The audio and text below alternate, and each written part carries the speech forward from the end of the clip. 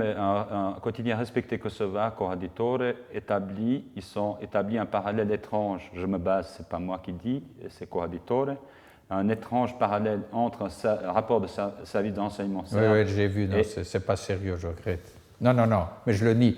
Comme, vous voyez, une autre, et là, c'est même l'administration américaine. Un haut fonctionnaire a dit « Ah, c'est inacceptable que M. Marty soit allé tout de suite après le rapport en Russie, en pensant que j'allais en Russie en fonction de ce rapport. Alors que je suis allé Ce qu'il ne savait pas et ce qu'il n'a pas dit, c'est que j'ai été à Moscou et à Tbilissi en tant que président de la commission du monitoring, parce que j'ai été chargé par l'Assemblée d'avoir une fonction de médiation entre la délégation russe et la délégation georgienne sur le conflit russo-georgien. Donc, quand j'étais à Moscou, on n'a même pas parlé une seconde du Kosovo. Pour vous dire comment on tricote des fantaisies à partir d'un fait qui est interprété faux, et à la fin, c'est un immense éléphant qui repose sur une base inexistante. Mais là, justement, par rapport aux réactions... Mais je suis content que vous me donnez l'occasion de me prononcer sur cela. Effectivement, c'est le but, parce que même les réactions aussi, que ce soit de la classe politique kosovare ou albanaise, ont été extrêmement dures envers ce rapport. Ils ont prononcé des mots très durs envers vous. Ce rapport a été qualifié comme une attaque politique visant à souiller l'image des Albanais plus généralement. Et en parallèle, ils ont tout de même exprimé d'être prêts à coopérer. Et même le président d'intérim du Kosovo, M. Krstići, qui a publiquement dit qu'il faut que la vérité soit mise à jour et au plus vite possible, même avant toute négociation avec Belgrade. Bon, je pense que les réactions ont été exagérées et qu'elles ont eu aussi une motivation politique. Vous savez très bien, c'est une règle politique qui vaut dans tous les pays, que lorsqu'on a un ennemi extérieur, ça sert toujours à mobiliser ses propres troupes et ça permet aussi d'oublier certains problèmes internes.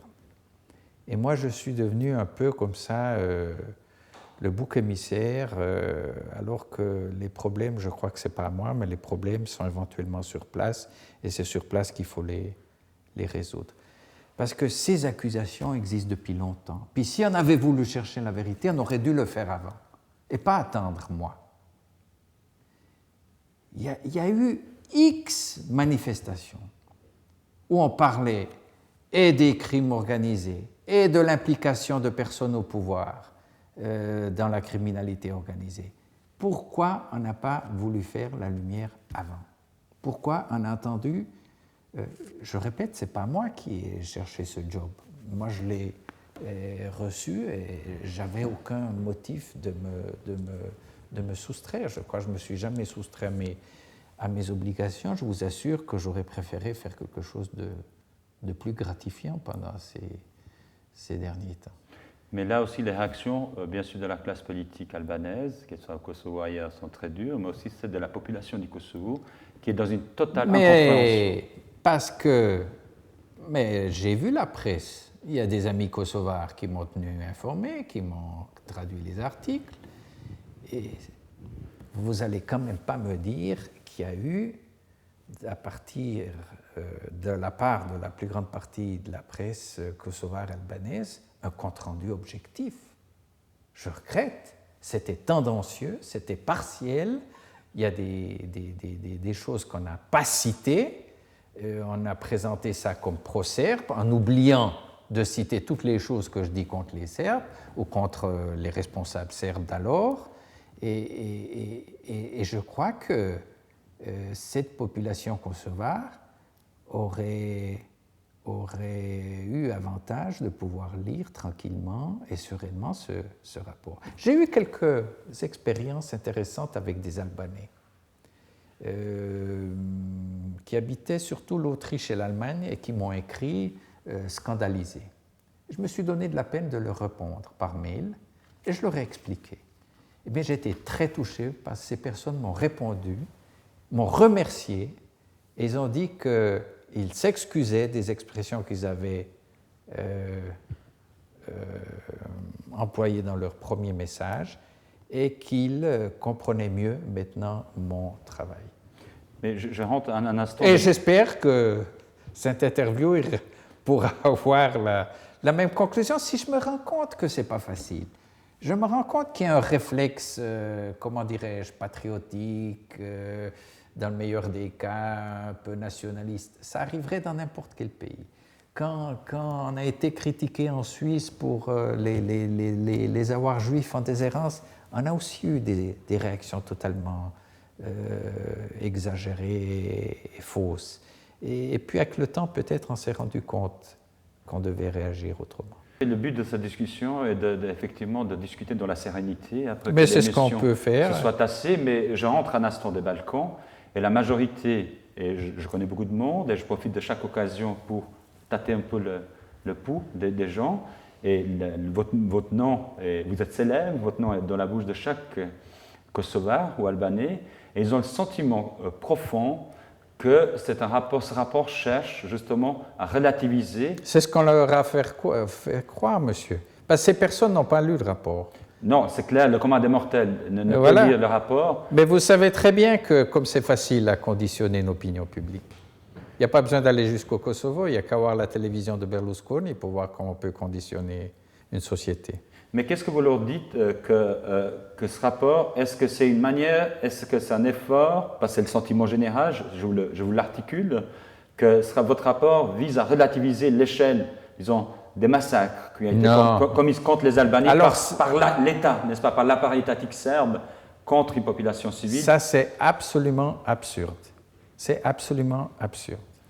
Écoutez, c'est comme, moi je l'ai dit, mais dans tout un autre contexte, moi je considère le bombardement de Dresde comme un crime de guerre. Je parle de la Deuxième Guerre mondiale. Tout à fait. Dresde a été bombardée quand l'Allemagne était déjà à genoux. On a bombardé Dresde, la population civile, ce n'était même pas des objectifs militaires. Alors, c'est clair que par rapport aux crimes commis par les nazis, on pourrait dire Dresde, c'est insignifiant. Non, je trouve que les deux sont des crimes. Mais c'est clair qu'un a toute une autre échelle que l'autre. Mais ce n'est pas un motif pour ne pas condamner l'autre. Mais pas relativiser. Mais pas relativiser, mais mon Dieu, non. Mais j'ai essayé de le dire. Un crime ne peut pas compenser l'autre. Mais c'est clair qu'il y a des crimes plus graves et moins graves. Peut-être c'est pas là. Il y a des crimes qui ont une dimension,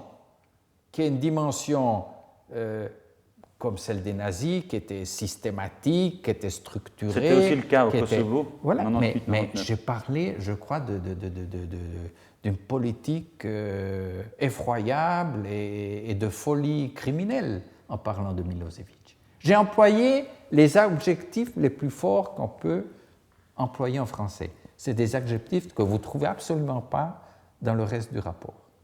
Donc, là aussi, on n'a pas cité ces passages du rapport. Mais la réaction aussi, écoutez, comme vous le savez, il y a une très forte communauté kosovare ou suisse-kosovare. Mais écoutez, je pense que beaucoup de ces Kosovars me connaissent. Ils savent, par exemple, que je me suis très engagé contre cette initiative malheureuse pour l'interdiction des minarets en Suisse, que je me suis engagé personnellement et à fond contre la politique antiterrorisme qui vise seulement des musulmans, parce que c'est un fait, c'est que la politique américaine à Guantanamo, il n'y a que des musulmans, il n'y a pas d'autres, et que je suis très inquiet de ce mouvement anti-islamique. Et ça, si les gens, les Kosovars qui sont en Suisse et qui suivent un peu l'actualité, le savent. Et donc ils savent que je n'ai aucunement un préjudice contre la culture musulmane. Au contraire. Je me suis engagé, j'ai participé à des débats, j'ai écrit des articles, j'ai fait une contribution dans un livre pour condamner ces mouvements anti-musulmans qui, à mon avis, sont extrêmement dangereux. Mais là, en l'occurrence, où les minarets, les réactions étaient absolument inexistantes du côté kosovar, mais là, par rapport à votre rapport, on a relevé l'opinion des principaux porte-parole communautaires, des gens tout à fait respectables et respectés, qui sont engagés dans la vie politique suisse. Vous savez, monsieur, l'émotion est très mauvaise conseillère. Et moi, je comprends cette émotion et je suis assez confiant qu'une fois retombée cette émotion, la raison prévaudra et on comprendra mieux le sens de mon rapport. Le projet de résolution que j'ai présenté a été accepté à l'unanimité par la Commission des questions juridiques et des droits de l'homme. Il y a eu quelques abstentions de personnes qui avaient dit qu'ils n'avaient pas pu prendre connaissance du rapport, mais aucune voix contre, et ce sont des spécialistes de ces problèmes des droits de l'homme. Ça veut dire quand même quelque chose. Ça veut dire un rapport pareil qui ne prend pas une seule voix contre dans la commission qui est députée à l'analyse de ces problèmes et qui se confronte depuis des années à ce genre de problème, ça veut dire quand même quelque chose. Et ça aussi, on ne l'a pas dit dans la presse. Ça aussi, on ne dit pas que la Commission a accepté ce rapport. Bon, ce que va faire l'Assemblée, je ne sais pas, parce que, naturellement, il y a des mouvements qui se sont organisés. Mais la Commission, je crois qu'elle a pu juger d'une façon objective et tout à fait sereine. En tout cas, le soutien que vous dites que vous avez obtenu de la communauté diasporique kosovare en Suisse contraste avec ce que nous avons pu relever. Parce que non, je ne dis pas soutien. Je dis que s'ils me connaissent, ils devraient savoir que j'essaye du moins d'être intellectuellement honnête et de m'engager toujours contre injustice de toutes sortes. Encore 2-3 questions pour la fin. Quelles sont, selon vous, est-ce que ce rapport a des conséquences sur le processus de reconnaissance du Kosovo par le reste de la communauté internationale? Je ne sais pas. Moi, je pense qu'il faut... Je ne crois pas, parce que le processus alors aurait pu démarrer déjà avant, aurait pu être achevé déjà avant. Je crois que s'il y avait des obstacles avant, ce rapport n'a pas d'influence sur ces obstacles. Ils existaient avant. Il y a des pays de l'Union européenne qui n'ont pas reconnu, et ce n'est pas ce rapport qui va changer quelque chose. Par contre, ce dont je suis persuadé, c'est que si on avait préparé mieux l'indépendance, je suis sûr que le Kosovo aujourd'hui serait déjà probablement membre du Conseil de l'Europe et des autres institutions internationales. C'est ça ma critique, c'est là où je suis mal compris. Oui, mais sur ce plan, la position de Belgrade était intangible par rapport à la question mais Belgrade a aussi changé.